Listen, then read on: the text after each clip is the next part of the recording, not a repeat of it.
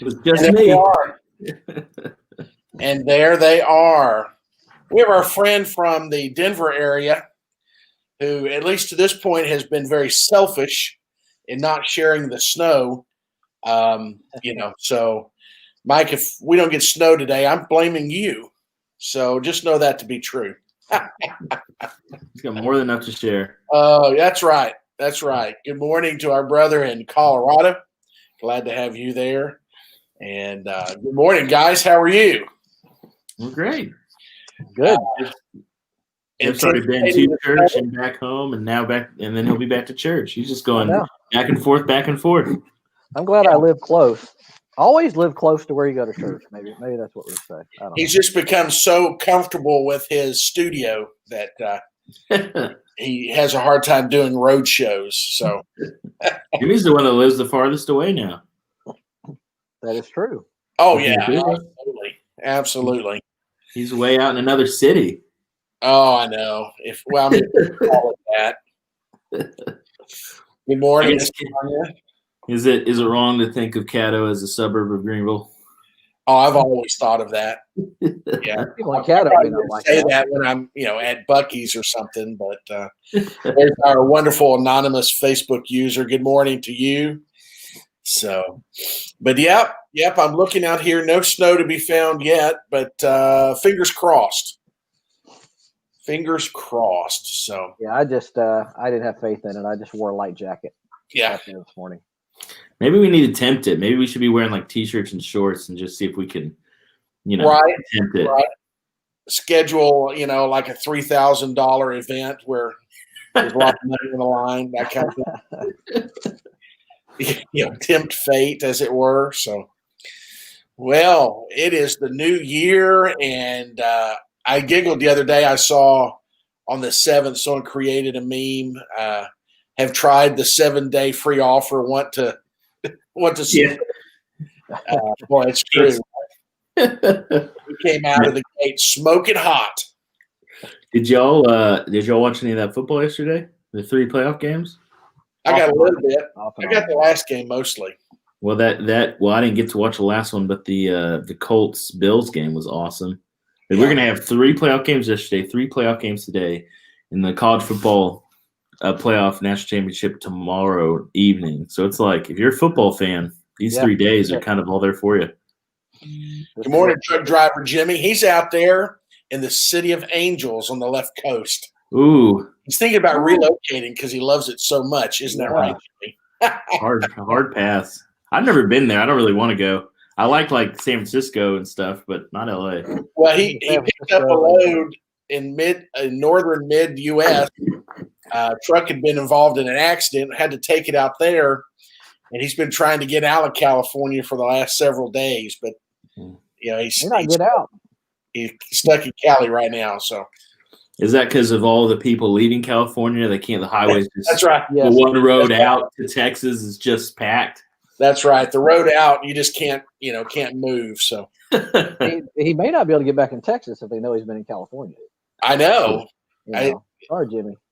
I like I'm not opposed to growth and all those kind of things. But I hope they leave their politics out there because I hope they leave their In-N-Out burgers. Let us have our Whataburger, and you can keep that. That should be the test. They have the citizenship test, or are you American citizen when you come up through one border? They're coming from California to Texas. It should be what's better, Whataburger or In-N-Out. And if they say In-N-Out, you send them right back. Yeah, it'd be really easy because you could, you just have a board and it has Whataburger logo, In-N-Out logo, and you go, which one? Yeah. Yeah, they point to In-N-Out and you go, just turn around. Yeah, sorry. Hope you like New Mexico. Yeah, so the exit right before the border. That's it. Yeah. So the exit for In-N-Out is a turnaround, Texas turnaround. And Whataburger, you get to keep going through. There we go. Let me call Governor Abbott. That's right. Take that back with you. So we come up with all kinds of solutions to problems on this hour.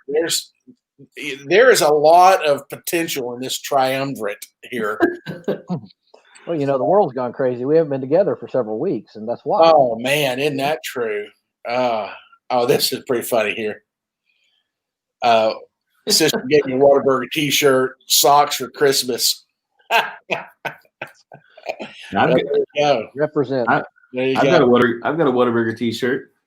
I remember I was wearing it one day, and somebody was like, "It's just people ask you the silliest questions." I was wearing it, and somebody was like, "Oh, I like your shirt. Do you like Whataburger?" And I'm like, "No, I just am randomly wearing a Whataburger shirt for the heck of it." Although, I mean, I get it. As a kid, I got a bunch of hand-me-downs, so I wore whatever shirt fit. Yeah. I had no idea. An adult. No, I'm wearing this branded shirt because I'm going to act like a jerk in hope of diminishing their brand name. So yeah. Now, I don't know, but I do love Whataburger. Don't get me wrong, but dude, sometimes they are slow. Hey, that's just part. It's just like the Lord isn't slow as it counts slowness. He just does his own timing. Whataburger just does things in their own timing, and their timing is better than your timing. Just like the Lord's timing is better. I'm telling you, your profit margin's in the cheese. Yeah, that is true. Yeah, they must make like 98% profit. It's processed government cheese or something. They give it free. It's left over from the 50s. Yeah, I'll have a lemon pie. You want cheese on that? No, not really. Off a large Coke. You want us to wrap that straw in cheese? Yeah, just lay some cheese on top of it. So yeah, the other morning I was coming in for work and I was going to pick up something for breakfast, and McDonald's.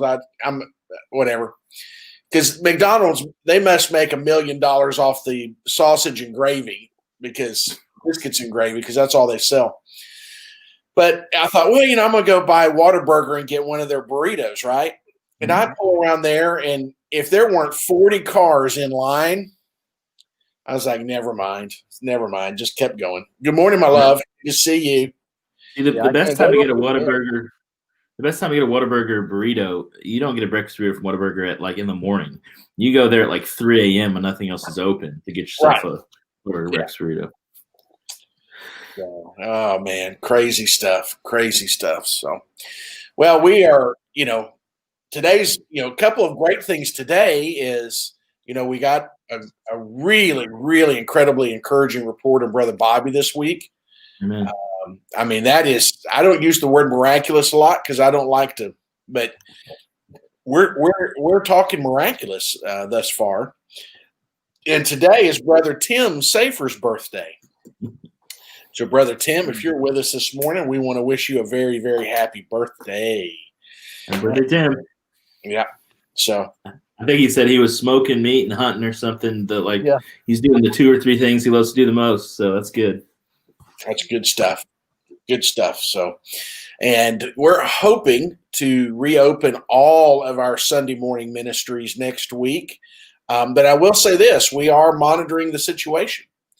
Our local hospital district, Jeff, quote me if I'm incorrect here, is at 125% capacity.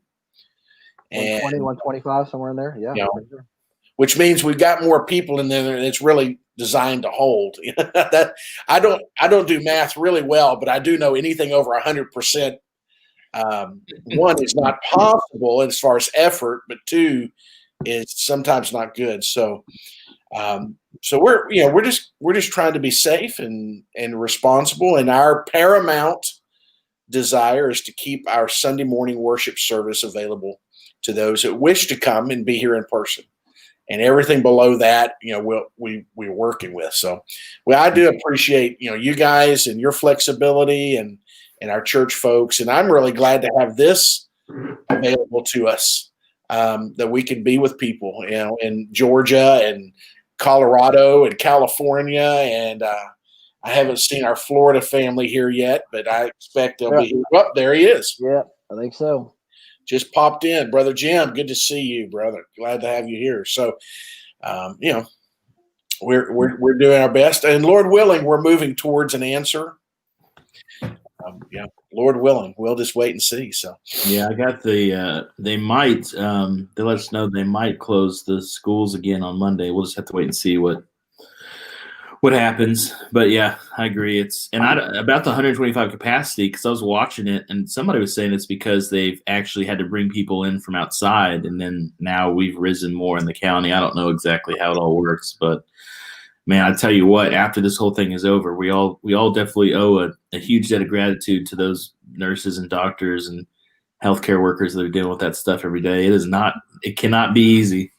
No. Yeah, Rich Carter posted. I think he sent out I don't know if it was in the paper or just on Facebook, but he's the CEO of the hospital district, and he's just kind of explaining things. And yeah, you're right. Those folks on the front lines there, they deserve our thanks for sure. So. Yeah. I was the other night. My bride and I were out, and we were coming back through on 380, and we were between like Princeton and Greenville, and an ambulance comes screaming by us, and it goes out to Lake Lavon, and then turns left to the north there on that bridge that kind of goes to nowhere, it looks like. And we were talking, and I said, we are so blessed to have a hospital in our community. Right. That ambulance that we watched, wherever it was going to, the closest hospital to them was the one back in Allen, there at Sam Rayburn. I mean, that's the closest one, and here, our local hospital isn't Big Baylor and it's not Big Presby. I get that, but thank God. Amen. We have it here, and people to staff it, and a lot of good work goes on there. Is it perfect? No, but that's why they call it practicing medicine and not perfecting medicine. That's right. Hey, let me answer this question that's on my watch party. So, okay. Someone has asked, are we still meeting in person this morning? They had joined late, and the answer is yes. We are meeting in corporate worship this morning. If you feel like coming this morning, that is correct. Our goal is to keep corporate worship open to whoever wants to be able to be here. That's the paramount goal. And the Sunday school, we're still working. We're flexible in and trying to be sensitive to want versus need versus participation versus virus considerations. So you can wear a mask. You can sit away from people. You can do whatever is most comfortable for you. Yeah, I think it would be good to restate our mask position here at ALF. We want you to come as you are, and if a face covering is your preference, then by all means you are welcome and wanted. If a face covering isn't, then by all means we want you to, and we've got enough love and respect. We'll figure it out. There's room for everybody. So I will not be wearing a mask because you need to see my mouth move, or you're wondering if I'm even talking. So. So yeah, just kind of reset for the new year, and I had to go to the jail yesterday. I didn't go to jail; I had to go to the jail. And, I stood at the door waiting for the officer to let me in, and it was cold and all this. And when he got there, I immediately remembered I didn't bring my mask. I went back to the car, and I said, I can't wait for the day when that is no longer a consideration. That will be a good day. And Lord willing, it'll be a soon day. So, well, all right, James, I see 10 after. So I think a couple of us are going to back out, give Jeff a chance to set the stage. And then he wants us to come in and just completely pelt him with our opinions. So that's right. I'm going to go get my bag of rocks out of my car, and I'll be back in just a second. All right. Thanks, guys. So we're going to be in Revelations chapter 2, verses 18 through 29. And let me just kind of reset what we've been doing. We've been going through the 7 churches of Revelation and learning from the letters that were written to them. Just to kind of reset the stage, these are 7 literal churches. They were, existed at the time that John the Apostle was writing Revelation, and they're still have, significance, today, those messages today. So, we're going to be looking at the church of Thyatira, but let me just recap just a few. So we went through Ephesus. Ephesus was their commendation was they rejected evil, and they sort of were patient, and they persevered. But the condemnation that was for them was that they had left their first love.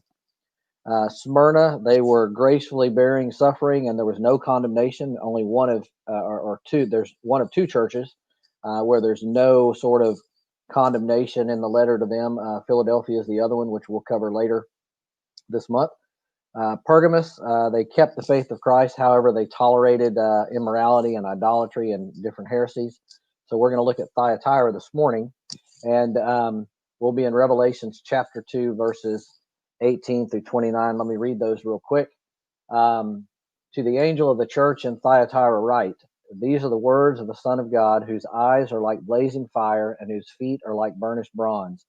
I know your deeds, your love and faith, your service and perseverance, and that you are now doing more than you did at first. So kind of keep that in mind. They're now doing more than they were doing at first. So growing and growing spiritually and doing a lot more stuff.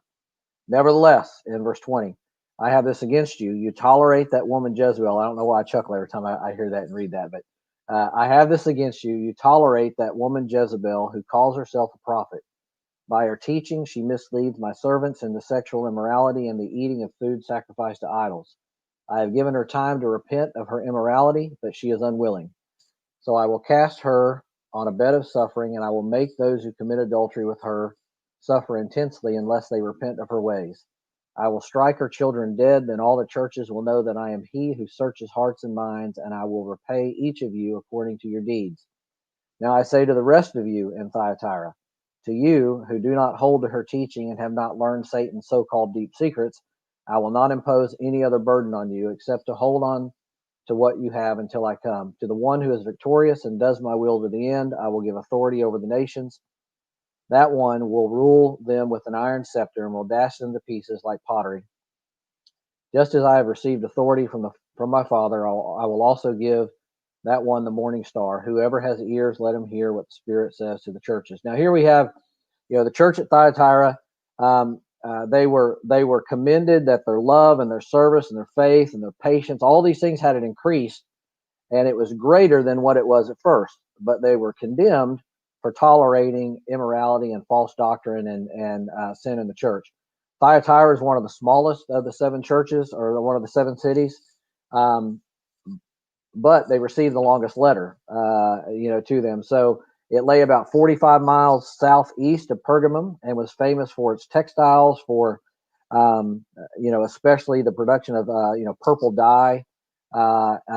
Famous for their trade guilds. They were important in manufacturing, garment making, pottery, brass working, all this type of thing. So a lot of trade existed there, sort of the hub of commerce, if you will. These guilds, you had to be a member of the guild, so it kind of created problems with folks. You had to kind of conform to their ways in order to make a living, and these guilds would put a lot of pressure on Christians in the community or churches or organizations to kind of compromise to their position and maybe participate in some of their pagan rituals or feasts or whatever the case is. So this particular church was doing a lot of things well. They were being led astray by this individual, someone who was teaching false doctrine. And evidently this woman, they called Jezebel, was claiming to be a prophetess who had been influencing the church and some of the members within the church, influencing them to join in acts of immorality, worship of idols, and things like that. So maybe the first point that we'll talk about this morning is that sometimes the pressure of fitting in with the world can become overwhelming and daunting at times. But obviously we're called to stand firm in our faith and trusting God to provide and take care of us. Remember, these guilds kind of ran the city, right? So if you weren't a member of the guild, if you weren't kind of following along with what they were doing, then it would be difficult for you to make a living. So we're called to stand firm in God's truth, not tolerate or disregard or justify the action. So I want to bring, this is the first time I'll bring Jimmy and Josh back in. I want to just talk a little bit about maybe an open discussion on how difficult is it to kind of fit in, and let me kind of set this up.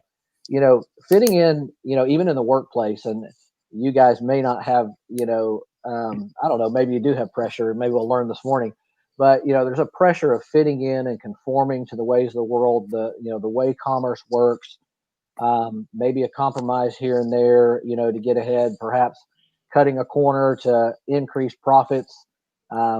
Being, a person in the office, being one person in the office and another person at home or in church. So, is this a real challenge for Christians or for churches to belong, to fit into the world?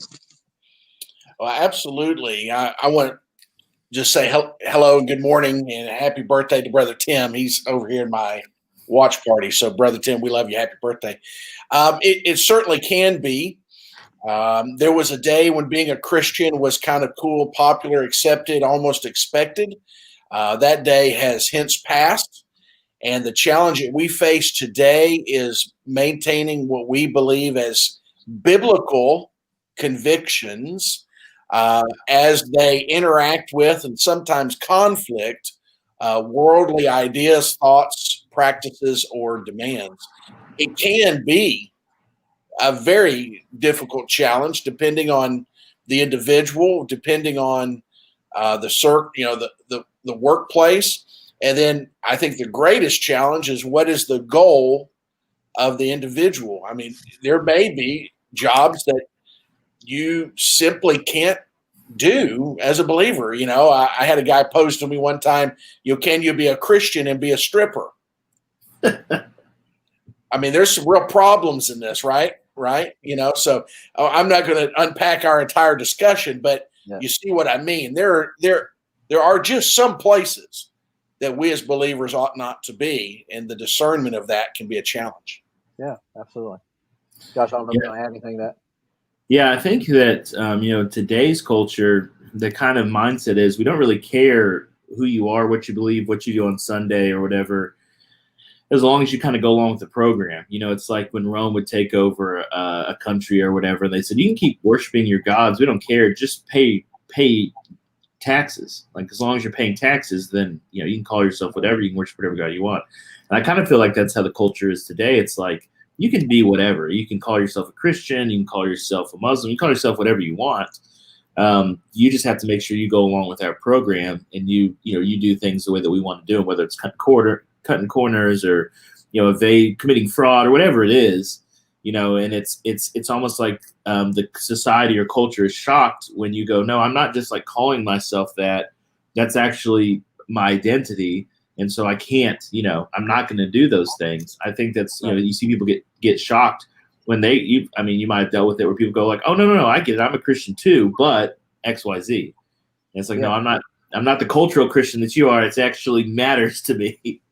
Absolutely. We talk about, Thyatira here, and I'm going to pose another question here in a second, but in verse 20, nevertheless, I have this against you. You tolerate that woman Jezebel, who calls herself a prophet. By her teaching, she misleads my servants into sexual immorality, eating of food sacrificed to idols, and these different things.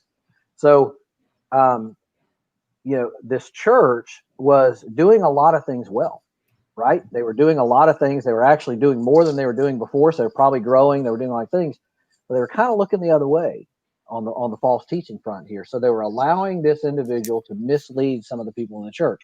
So, sin, false doctrine, wrong teaching, whatever you want to say, a socially acceptable gospel, however you want to do it, want to say, whenever that enters the church, bad things are going to follow, right? So, so how do we as leaders, and I'll just the three of us, how do we as leaders deal with false teaching in the church? What are some of the responsibilities of its members too? Because it's just not, incumbent upon the three of us to battle, false doctrine or false teaching or a socially acceptable, watered down gospel. I'll let Josh go first this time. Right. Yeah, I think that, a lot of it is, false teaching or this kind of following false idols, worshiping other gods. You kind of put those together. Mm-hmm. Today, obviously, it looks different than going to some temple of Apollo like it was in Thyatira, but still, I think one of it is you have to create a culture of accountability, where, we're open and honest with everyone about our own, whatever. We can hold each other accountable, but also, we've got to hold the members accountable and they've got to hold each other accountable, their families and everything. It's like, if you create a culture of accountability where accountability isn't oh look, we caught you like doing something, now you have to be punished or whatever. Instead, it's we all realize we're not perfect. We all realize we can kind of fall astray or maybe subscribe to something that's not true, and we're all here together to kind of course correct each other as we go along this path. I think a lot of it is creating a culture of accountability, and then making sure that we set that up in such a way that accountability is not a bad word, but instead we all see it as a positive, iron sharpens iron. We're all in this together. None of us are perfect kind of way. Right.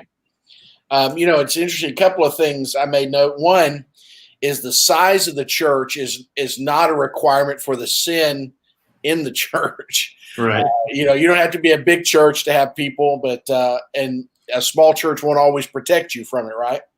And then three things about what is false doctrine. First is just simply an untrue doctrine when you teach something that's not true. Two, when you teach something that's inaccurate. And I think that's one of our greatest challenges is well-intended people teaching inaccurate doctrine. And then the third is simply non-practiced doctrine. We simply don't do what we're called to do. The challenge that we face is making sure that we keep the main things. We also have to create an environment of accountability, but the accountability is based on love. One of the challenges that I wrestle with, I don't know, you guys may be self-sanctified more than me, is if someone comes to me with a criticism, correction, whichever it is, the first place I start is, what is their love for me? Right. Is it their desire really for me to be better, or those sort of things? And so that's part of the challenge is if we're not manifesting and practicing love inside the fellowship and with even unbelievers, what we say and how we engage will be measured by that. And I think that's part of the challenge is, there are certain movies that make me laugh and they say, hey, I said with all due respect. Well, just because you say that doesn't mean you can just say anything you want. Well, unfortunately, especially inside the corporate church, sometimes we feel, well, I'm a Christian, so I can just, well, yes, but our love is the foundation by which we earn that hearing, and we hopefully can have positive response. Because I've always got I've got pride. I've got it just like anybody else, and so depending on what it is, it may smack up against my pride, and I have to wait and think and process it. Is it true? Is these things, and I'm thankful. I'm more mature than I used to be, but I have not perfected it. Amen. So let me go back to the last part of 19 to kind of reset us on Thyatira as we're going through this morning. Is remember the letter says, I know your deeds, your love, faith, your service, your perseverance, that you are now doing more than you did at first. That was the commendation. You guys are doing pretty good. You're actually advancing the work.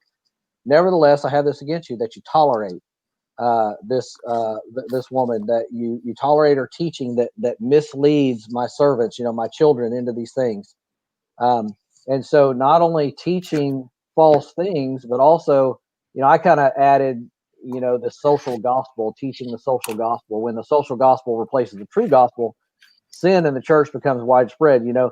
This church was kind of looking the other way. Hey, we're doing all this right. I don't want to disrupt, what's going on here in the church. I don't know if you guys may know better than me, but this person may have been someone of influence, who knows, in the community. So they're kind of looking the other way with what's going on with these members being led astray by this individual. And I would probably say more than one individual. And now they're kind of watering down God's message to fit their particular lifestyle and their way of life. Because it's like Josh was saying earlier, our society doesn't really care what you do on Sunday mornings, as long as the rest of the time you kind of conform with what we want you to do. Don't go out there and just be tolerant, acceptable of everything and everybody out there. You can believe what you want. Well, one of the things here that this particular church was tolerating is they were allowing this false practice, the idol worship, the sexual immorality, the eating of food that was offered to idols, all this stuff to continue on in the church, and not correcting it. So, as two pastors, what happens to a church when there's no biblical discipline in the church? And that's, that might be a word that people are going to kind of cock their eyes at me, but that's what I chose to use. So what do you think about, we've already talked about accountability and things like that. We need to be accepted. Yeah, I understand all that, but as leaders, what is the responsibility of the leaders in the church when there's willful sin? Not sin, because there's always sin in the church because it's made up of people like me. But that willful disobedience, and I'm going to do this no matter what God's word says. Well, the unfortunate truth is the whole is often judged by the conduct and attitude of the people who make it up. You can look at our nation's events of recent days. And the challenge that we face is if there is a blatant, unrepentant sin being conducted by a church member, I will say this, it should be addressed, but depending on what it is, where it is, it should determine how it's addressed. Because if it's a private thing, then then there's a private interaction. But if it's a public thing, if it were me and it was public intoxication and I was being arrested and all that, then that would have to be dealt with in a public manner because my conduct is public. But it does need to be engaged. And one of the challenges that we face is most people have a difficult time with critical conversations. Mm-hmm. And we play avoidance for different reasons. And here's a great book I want to recommend to you guys, Critical Conversations. And one of the core lessons out of that book is if you do not have that critical conversation, you will have that critical conversation. The question is do you have it in a time and a place of your choosing with reasonable controls of environment, or do you have it after the boil has ruptured? Right. That's typically, even in the church. Now, the boil rupturing may not be public sin or that sort of thing. It may be departure from the fellowship or carrying infection to another body. So critical conversations are true both in sacred as well as secular organizations. Yeah, I think if we look there, I don't think that Jezebel's a person. I think Jezebel's a representation. And I also think that, when he's talking about immorality, idol worship, and meat sacrifice to idols, I also think that's all the same thing. Because when the word that John uses for sexual immorality throughout Revelation, he uses metaphorically, not literally. And, Paul says eating meat sacrificed to idols is not a sin. And so I think it's all representative of a single issue, which is that they are following God and they're doing all these good things, but they're also following the world. Uh-huh. So they're trying to live the double life of following God, but still being in and of the world. And I think that's probably the greatest struggle that the church in America has today, because it's not seen as an issue. You can do whatever you want as long as you come to church. You can do whatever you want as long as you tithe, or as long as you do these things. And, people will say, you'll hear somebody will do something awful and they'll get arrested for it. People will be like, oh, they were a deacon in the church. They were in church every Sunday. And we have this kind of mindset that it's almost like it's a balancing act. And it's like, okay, if you do enough good, it can outweigh, whatever bad you have to do. A lot of us have dealt with nonprofits, and we've all known people that donate large sums of money to a nonprofit. And you can kind of tell they're trying to level out their conscience because they've done, things that aren't morally right or whatever. And then they're like, well, if I donate this big sum of money to the church or this nonprofit, I'm going to kind of level it out. And I think that's a problem, that John's saying with the church in Thyatira is, listen, yeah, you guys are You do all these good things. You love, you have faith, you service, you have steadfast endurance. You're doing more than you were, but you haven't let go of the world. You are still worshiping. You're still in and of the world and of the world, and you're committing, sexual immorality. The immorality they're committing is they're cheating on God. The idol, all those kind of things. You can't love your wife and all those kinds of things, and then still have a girlfriend on the side. Like, that's not how it works. That they're mutually exclusive, and I think that's an issue we have in the church today, is that it's kind of socially acceptable. As long as you do X, you can kind of have the world on the side as a mistress, and you'll be okay. I think that's great. Leading the breadcrumbs here, Josh went right to like page 4 of my notes, which is awesome. But that's exactly why we want to talk, and we don't want to talk about this church as something in the distant past. This is relevant in the church today. Absolutely, very relevant in the church today. So, and I'll say one thing about correction and spiritual discipline. The goal is to restore that individual to fellowship. It's not to just correct and rebuke and send on their way to do something else. It's always for a restoration of fellowship. But you're absolutely right. Our lesson from this church in Thyatira, Jezebel is representative of something. There's this immorality that's taking place because some of these individuals were believers, and they're cheating on who's the bride of Christ? The church. Right. The church. And they're committing these immoral acts, sexual immoral acts against the church, against their bridegroom. Right. So you're absolutely right, and we've got to be really, really cognizant of the fact, if we're not careful, that our church, us as individuals, can be tolerant and still do some good things, quote, good things, but yet have the other foot, in the world. And we're called to be separated. We're not called to be lukewarm, right? So, absolutely. Well, today, Jeff, I'm going to actually be addressing that in the next hour, because Josh, you kind of said it was that as believers, and the Western believers tend to do it a little more often than others, but it's not ours alone, is we get fascinated on the actions of Christianity.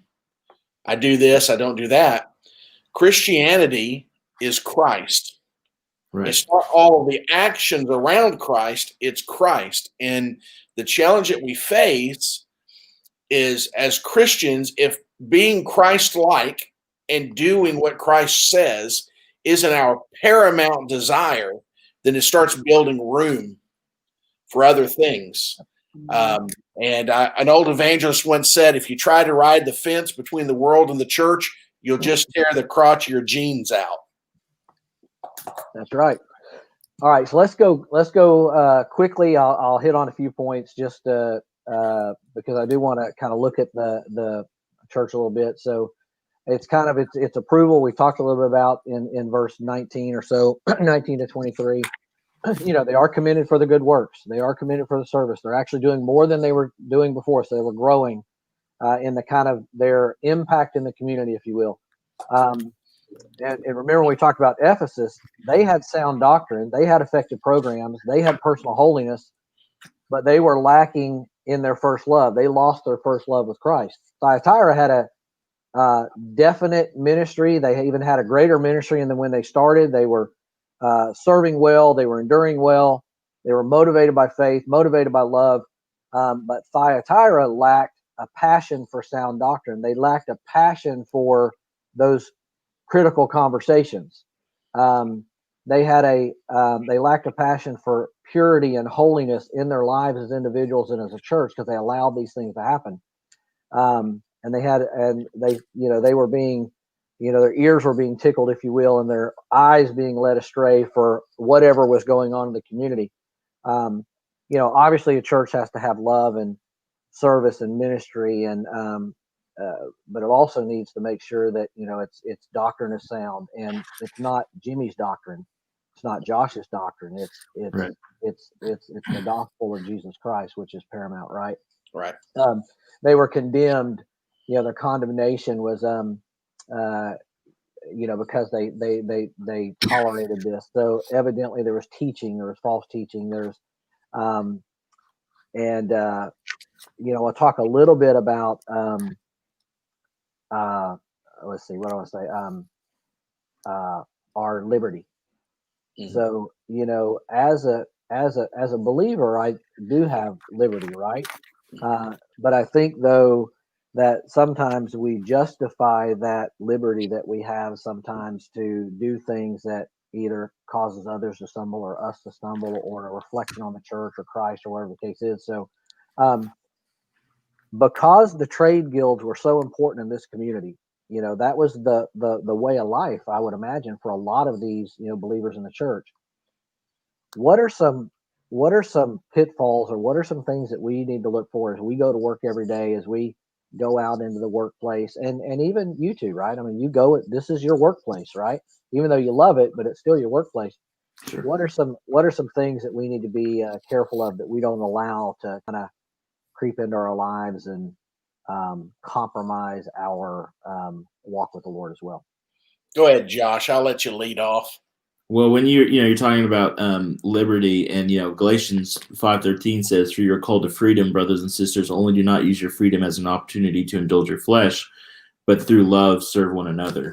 So I think that's a good kind of calling card for that. And just a couple thoughts on some of the stuff you were saying was, we're talking about sin. Well, there's no such thing as a sin that doesn't hurt anyone but myself. There's sin always affects greater than that. And then also, you're talking about the church that does all these good things. You can't measure the status of a church by what it does, but by how radically it loves Christ and how radically it hates sin. That's the measure of it, not the accomplishments it has kind of out there.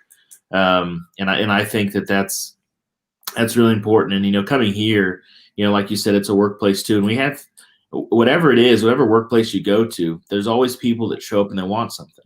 It doesn't matter what it is. I mean, they want something from you. They want something from the church, whether it's your time, whether it's resources, whatever it is. And I think one of the kind of the challenging things here is, all the three of us, we are, to a degree, we're all stewards of the church's resources. God's people have given us resources, and then we, as the shepherds and stewards, are supposed to kind of mete out that resources and help and give, meet needs and all those kinds of things. And I don't know, to me, I find that really challenging. The really challenging aspect of it is, if it's some company, obviously you should do that in any company, but if you work for some giant corporation, you may not care as much, because if you had to spend some money, Jeff, when you were working in corporate life, like, it wasn't your money. It wasn't the money of the, whatever. It wasn't God's money. It was just the company's money. I'm sure you were a good steward of it, but I mean, it's an even greater responsibility, I think, when you go, hey, these are God's resources, and we're all going to be held accountable for how we use them and how we spend them. So that's something that I think about a lot.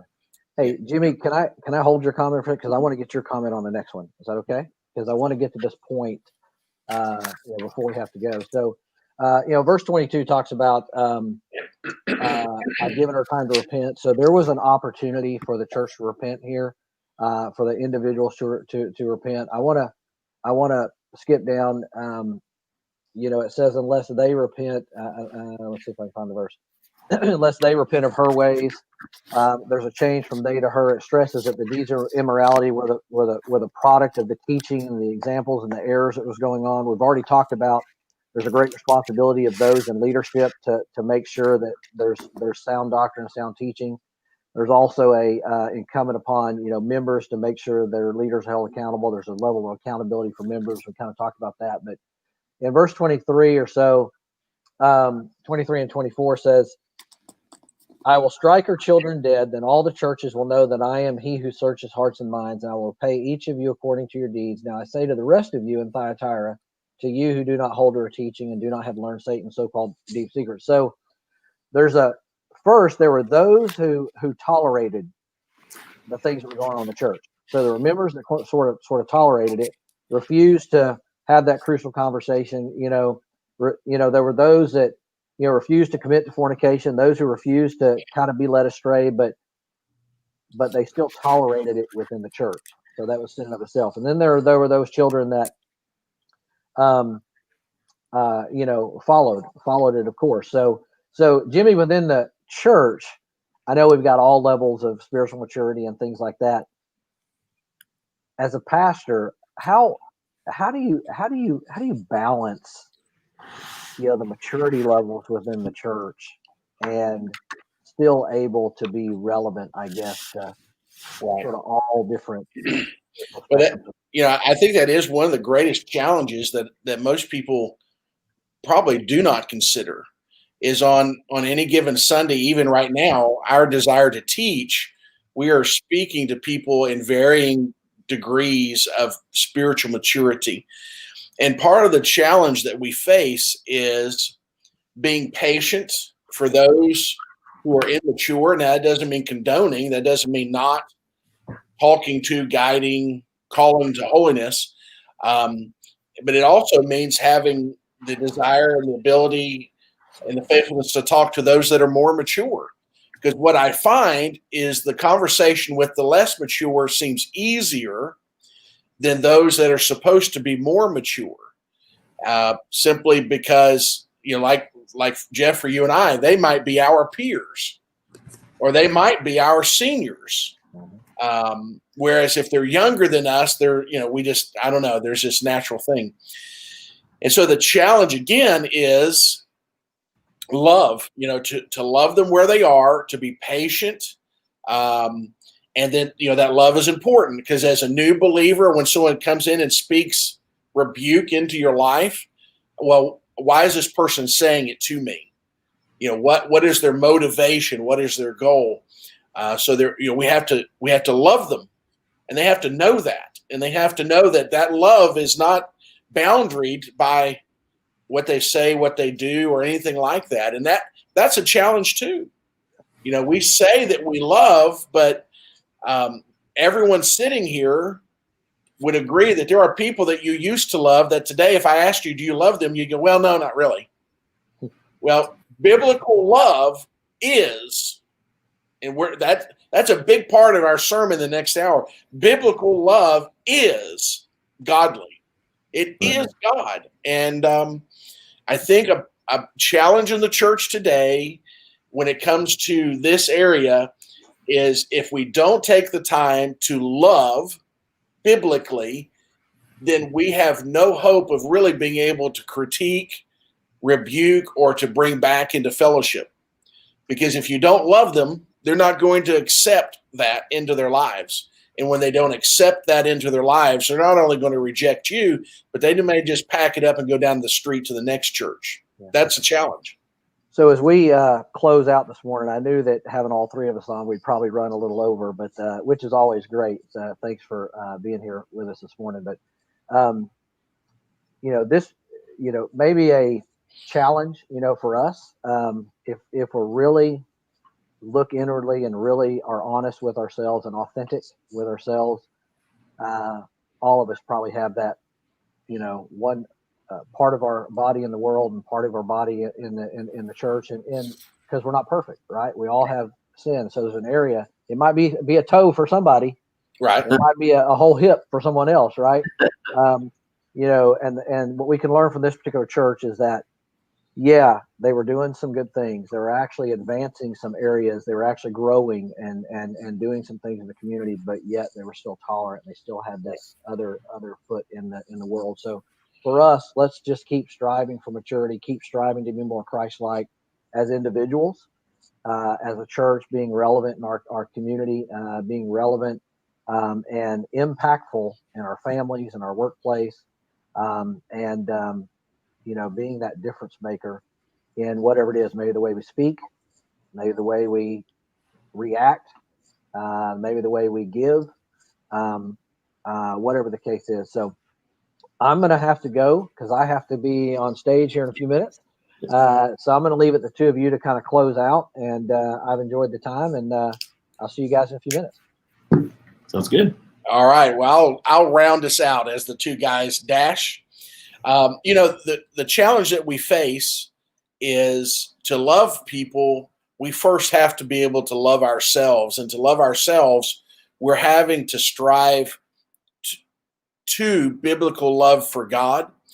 And so the challenge that we face is we can't, in love, call people to a place that we ourselves are not striving to be. And so we have to live our lives in humility, and we're all limping to Jerusalem, as it were.